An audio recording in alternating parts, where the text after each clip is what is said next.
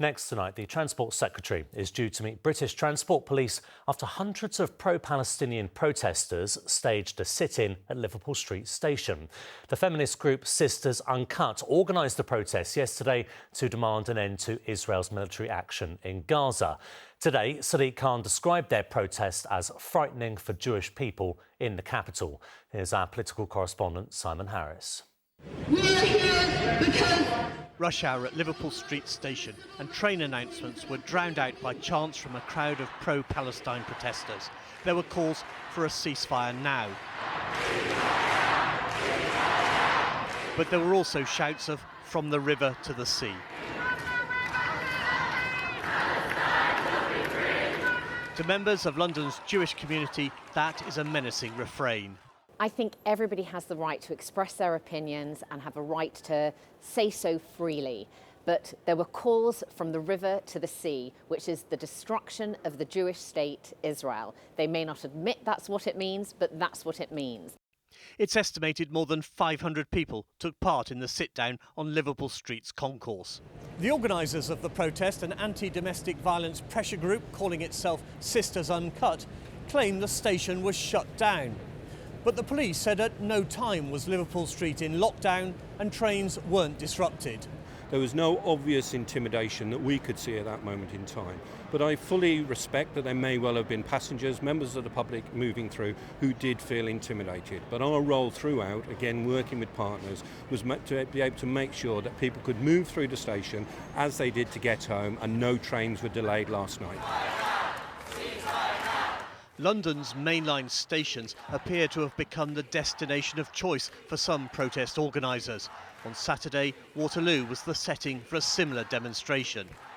Many Londoners, many Jewish Londoners, feel that some of the protest is against them, simply for being Jewish. And I think people should recognise that Jewish Londoners are feeling incredibly scared. So you may not be breaking the law, you may be doing nothing that's against the law, but think about how that's been received by Jewish Londoners. Some of them are frightened, some of them are scared. London has now seen 3 big weekend marches and rallies in support of the Palestinian cause. Tonight, Sisters Uncut declined our request to appear on ITV News, saying it would put them at risk. Simon Harris, ITV News, Liverpool Street. That's 20 years since the first bid for London 2012, with the promise that part of its legacy would be the regeneration of that part of East London. Well, this week, a milestone in that project has been reached with the opening of a new fashion college. Our correspondent Simon Harris went to have a look. On a 13th floor in East London, a group of students focused on their future have just made history. They're the first to study at the London College of Fashion's new building in the Olympic Park.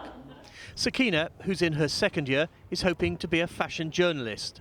I would say my ambition is to work for the high publications, Vogue, Elle, places like that. But as a creative, I'd say my ambition is to use my media as a fashion journalist to create more spaces where people like me feel like they can exist in the creative industry. The new college brings together under one roof 6,500 students from 6 different sites scattered across London. The campus, which opened this week, is part of what Boris Johnson called the Olympicopolis, a cultural hub on the east bank of Waterworks River. To host the 2012 Games, London first had to win a contest against the cities of Madrid, Moscow, New York and Paris. One of London's strongest cards was its legacy promise, including an ambitious plan to regenerate this part of East London. 20 years ago, the site earmarked for the Games was a twilight zone of wasteland, industrial decay and polluted waterways. A mountain of old fridges seemed to sum up the area's bleak prospects. Today, it's unrecognisable. It is an amazing transformation of a part of East London which had long been neglected, and I'm really, really proud of the achievements. There's a lot more to do in terms of addressing ongoing issues of entrenched, long-standing inequality and deprivation. Some host cities struggle to find a use for their sporting venues, but London's Olympic Stadium is home to West Ham. The Aquatic Centre swimming pools are open to the public. The Orbit Tower is both a piece of sculpture and a viewing platform, although 11 years after the Games, it's looking shabby. Absolutely is looking a bit shabby. It's going out of commission in January for 6 months. When it reopens, it will be repainted, refurbed, all the lifts are being refurbished, and we'll have a new operator.